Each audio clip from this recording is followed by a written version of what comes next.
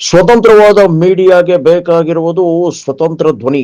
ಆ ಸ್ವತಂತ್ರ ಧ್ವನಿ ಉಳಿಸಲು ನೀವು ಮಾಡಬೇಕಾದದ್ದು ಇಷ್ಟೇ. ಅದೇನಪ್ಪಾ ಅಂತಂತಂದ್ರೆ ನಿಮ್ಮ ಕೈಲಾದಷ್ಟು ಸಹಾಯ ಈ ಚಾನಲ್ಗೆ ಮಾಡಿ ಹಾಗೂ ನಿಮ್ಮ ಧ್ವನಿಯನ್ನು ಕಾಪಾಡಿಕೊಳ್ಳಿ. ಬಿಡದಿ ಹಿನ್ನೆಲೆ ಜೋರ್ದಾರಾದಂಥ ಒಂದು ರೀ ಅಟ್ಯಾಕಿಂಗ್ ಸ್ಟಾರ್ಟ್ ಆಗ್ಯದ.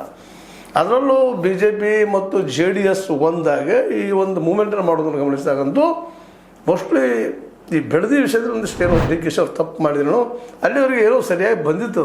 ಬಟ್ ಇಲ್ಲಿ ಬಂದ ಸ್ಟಿಕಪ್ ಆಗಿಬಿಟ್ಟದ, ಇಲ್ಲಪ್ಪ ಇದು ಅಂತ.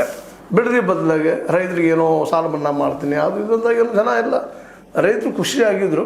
ಬಟ್ ಬಿಡದಿ ವಿಷಯದಲ್ಲಿ ಯಾಕೋ ಸ್ವಲ್ಪ ಥರ ನಿರ್ಧಾರ ಮಾಡಿದರು. ಅದನ್ನು ಸದುಪಯೋಗ ಮಾಡಿಕೊಂಡಂಥ ಎಚ್ಚರಿಕೆಯವರು ಕುಮಾರಸ್ವಾಮಿಗಳು ಮತ್ತು ನಮ್ಮ BJP ಅಶೋಕ್ ಆಗಿರ್ಬೋದು, ವಿಜೇಂದ್ರ ಆಗಿರ್ಬೋದು, ಈಗ ಪಾದಯಾತ್ರೆ ಮಾಡ್ತೀವಿ ಅನ್ನೋಂಥ ಮಾತಾಡ್ತಾ ಇದ್ದಾರೆ. ಮತ್ತು ಈಗಾಗಲೇ ಸರ್ವೆಗಳು 68% BJP JDS ಇವೆಲ್ಲೂ ಕೂಡಿ ಜಂಟಿಯಾಗಿ ಆರಿಸಿ ಬಂದರೆ ಗೌರ್ಮೆಂಟ್ ಮಾಡ್ತಾವ ಅನ್ನುವಂಥ ಆರಿಸಿ ಬರ್ತಾವ ಅನ್ನೋ ಮಾತು ಮಾತಾಡ್ತಿದ್ದಾರೆ.